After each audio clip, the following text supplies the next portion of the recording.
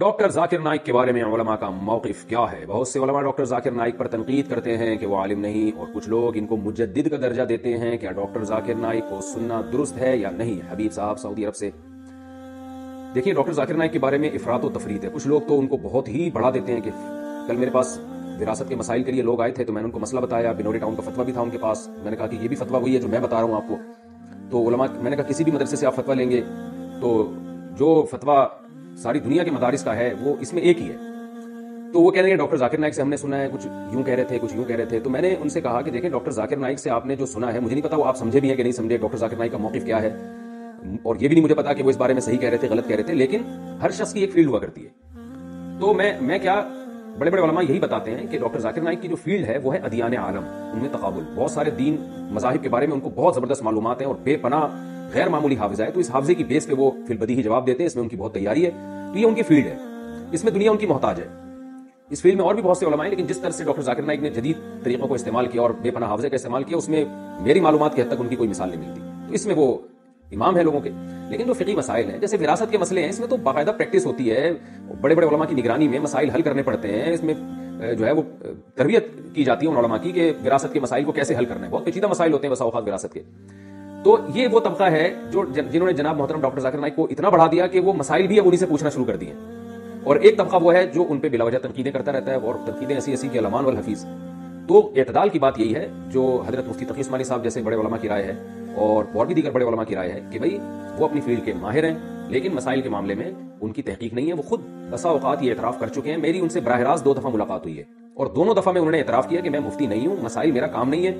تو ہم نے ان سے پوچھا کہ آپ پھر بتاتے کیوں؟ انہوں نے کہا لوگ اصرار کرتے ہیں بہت زیادہ، خاص طور پہ غیر مسلم پوچھتے ہیں، تو مجھے جو کچھ معلومات ہوتی ہے میں بتا دیتا ہوں۔ اور انہوں نے یہ بھی بتایا کہ مسائل کے معاملے میں میری آراء میں رجوع بھی بہت ہوا ہے، تبدیلی بھی بہت ہوئی ہے، کہ پہلے مجھے کچھ مسائل تھے جن کی پوری تحقیق نہیں تھی، میں نے بتا دیا، لیکن پھر مجھے احساس ہوا، جس میں انہوں نے 3 طلاق کے مسئلے کے بارے میں بتایا کہ پہلے میری رائے تھی کہ 3 طلاقیں ایک ہوتی ہیں، تو میں برملا بتاتا تھا، بعد میں اور ریسرچ کی تو پتہ چلا کہ نہیں بھی ہے، اس کے مقابلے میں دوسری بھی بہت مضبوط رائے موجود ہے۔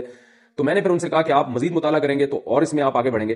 تو خیر، میری کیا اوقات ان کے سامنے، یعنی جو جس فیلڈ میں وہ چل رہے ہیں، تو اس میں میری کوئی اوقات نہیں ہے۔ لیکن یہ کہ مسائل کے معاملے میں مفتیان کرام، اور میں کہتا ہوں ہر وہ شخص نہیں جس کے نام کے ساتھ مفتی لگا ہوا ہے، بلکہ کسی ریلیبل ادارہ اس کی کوئی ریلیبل ادارہ اس کی ذمہ داری لیتا ہو، باقاعدہ وہ کسی مضبوط ادارے میں دارالفتہ میں بیٹھتے ہیں، علماء کی نگرانی میں یہ کام سیکھا ہو، ورنہ آج پتھر اٹھاؤ مفتی نکل رہا ہے نیچے سے، ہر پاگل سے پاگل نے اپنے نام کے ساتھ مفتی لگایا ہوا ہے۔ اور کوئی ہمارے یہاں پاکستان میں تو کوئی معیار ہی نہیں ہے نا کہ جس کو چاہو مفتی لگا کے۔ مفتی عبدالقوی کا کیسا اسکینڈل چلا ہے، لوگ مجھے کہنے لگے مفتی عبدالقوی نے یہ کیا۔ میں نے کہا پہلے یہ تو ثابت کرو کہ مفتی بھی ہیں کہ نہیں ہے۔ تو جس کے نام کے ساتھ چاہو مفتی لگا دو، اتنا سستا لفظ ہو گیا ہمارے معاشرے میں، اور پتھر اٹھاؤ تو نیچے سے مفتی نکلتا ہے۔ عامل مفتی بنے ہوئے ہیں، روحانی عامل، جو جن چڑیل بھوت بھگا رہے ہیں وہ مفتی بنے ہوئے ہیں۔ تو جن چڑیل بھوت بھگانے والے کا تو مفتی سے کوئی تعلق ہی نہیں ہوتا، تو وہ اپنے نام روحانی ٹوپی ڈرامے جو ہے وہ اپنے نام کے ساتھ مفتی لگا رہے ہیں۔ تو باقاعدہ جو بڑے بڑے دینی ادارے ہیں، ان اداروں میں چاہے وہ عرب میں ہوں، چاہے وہ پاکستان میں ہوں، بر صغیر میں ہوں، اس ادارے کا منجا ہوا کوئی آدمی ہونا چاہیے جس نے باقاعدہ پراپر طریقے سے یہ کام کیا ہو، اہل افتاء کی نگرانی میں فتویٰ سیکھا ہو، تحقیق کرنا جانتا ہو، اس فیلڈ میں ماہر ہو، صبح شام لوگوں کے روزمرہ مسائل آ رہے ہیں اس کے پاس، ان پہ ریسرچ کر رہا ہو۔ اس میں بہت کھوپڑی لگتی ہے، دماغ لگتا ہے، اتنا آسان نہیں ہے یہ۔ تو میں نے جب زندگی میں پہلا فتویٰ لکھا تھا نا، تو مجھے اندازہ ہو گیا تھا یہ کتنا مشکل کام ہے، فتویٰ لکھنا کتنا مشکل کام ہے۔ تو اور علماء کی نگرانی میں بیٹھ کے لکھنا، عوام کو تو بیوقوف بنانا بہت آسان ہوتا ہے، کوئی بھی حدیث کا ریفرنس رٹا لگا کے آپ پبلک کے سامنے رکھ دیں تو لوگ بیوقوف بن جاتے ہیں۔ تبھی آپ دیکھ لیں مارکیٹ میں نئے نئے لوگ آئے ہوئے ہیں جو پراپر عالم نہیں ہے لیکن مفتی بنے ہوئے ہیں، حالانکہ مفتی تو عالم کے بعد بنتا ہے۔ تو ایسے لوگ آئے ہوئے ہیں جو عالم ہی نہیں ہے لیکن ڈائریکٹ، یعنی ایک ایسا شخص ہے جس نے MBBS تو کیا نہیں ہے لیکن وہ گردوں کا اسپیشلسٹ بن گیا۔ تو گردوں کا اسپیشلسٹ، کڈنی اسپیشلسٹ تو بہت بعد میں جا کے بنے گا، پہلے تو سادہ ڈاکٹر تو بنے گا نا وہ۔ تو اب ایسے مفتی مارکیٹ میں آ رہے ہیں، محقق آ رہے ہیں مارکیٹ میں کہ وہ پراپر عالم ہی نہیں بنے، عربی گرامر تک نہیں آتی ان کو، عربی عبارات تک نہیں پڑھ سکتے، اور وہ جناب مفتی بنے ہوئے ہیں۔ تو یہ قیامت کی علامات ہیں۔ نبی صلی اللہ علیہ وسلم نے فرمایا قرب قیامت میں علماء اٹھا لیے جائیں گے اور لوگ جاہلوں کو اپنا سردار بنا لیں گے۔ تو اس لیے مسائل کا جو علم ہے نا، یہ بہت نازک پیچیدہ علم ہے، اس میں باقاعدہ پراپر مفتیان کرام سے رجوع کیا جائے گا، ان سے رابطہ کیا جائے گا۔ تو ڈاکٹر ذاکر نائک جو ہے اہل حق علماء میں سے ہیں، اہل سنت والجماعت میں سے ہیں، ہم ان سے ملے ہیں، میں کیا بڑے بڑے علماء ان سے ملے ہیں، جو ان سے ملتا ہے ان کی تعریفیں کرتا ہے کہ اللہ نے ان کو بہت تواضع دی ہے۔ ان میں بڑی اچھی بات یہ ہے کہ ان کو اگر بتایا جائے کہ آپ سے مسٹیک ہوئی ہے تو فوراً رجوع کرتے ہیں وہ، اور سنت کے پابند ہیں، تہجد کے پابند ہیں، دعاؤں کے پابند ہیں، معمولات کے پابند ہیں۔ تو اللہ تعالیٰ نے ان کو ان صفات سے نوازا ہے، اللہ تعالیٰ ان کی عمر میں خوب خوب برکت عطا فرمائے، اور جو پابندیاں دنیا میں ان پہ لگی ہوئی ہیں اللہ تعالیٰ وہ پابندیاں ان سے دور فرمائے۔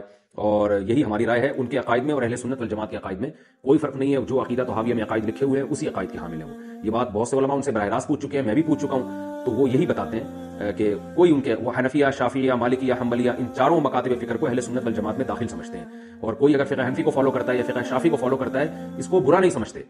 بلکہ جب میری ان سے براہ راست بات ہوئی تھی تو انہوں نے خود بتایا تھا کہ پوری دنیا میں ان کی ریسرچ کے مطابق سب سے زیادہ فقہ حنفی کو فالو کیا جاتا ہے. 50% لوگ ہیں جو فقہ حنفی کو فالو کر رہے ہیں اسلام میں، مسلمانوں میں. اور انہوں نے بتایا کہ 30% لوگ فقہ شافی کو فالو کرتے ہیں، 17% فقہ مالکی کو، 2% لوگ فقہ حنبلی کو، اور 1% لوگ ایسے ہیں جو ان چاروں میں سے کسی فقہ کو فالو نہیں کرتے.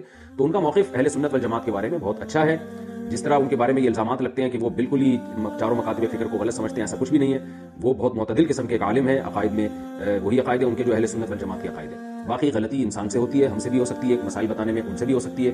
تو ان غلطیوں کی بیس پر کسی کو گمراہی کا فتویٰ نہیں لگایا جا سکتا، بلکہ یہ کہا جائے گا کہ بھئی یہ اس معاملے میں ان سے یہ خطا ہوئی ہے اور اس کی دلیل یہ ہے، جیسے کہ علماء کا ایک بات کرنے کا طریقہ ہو.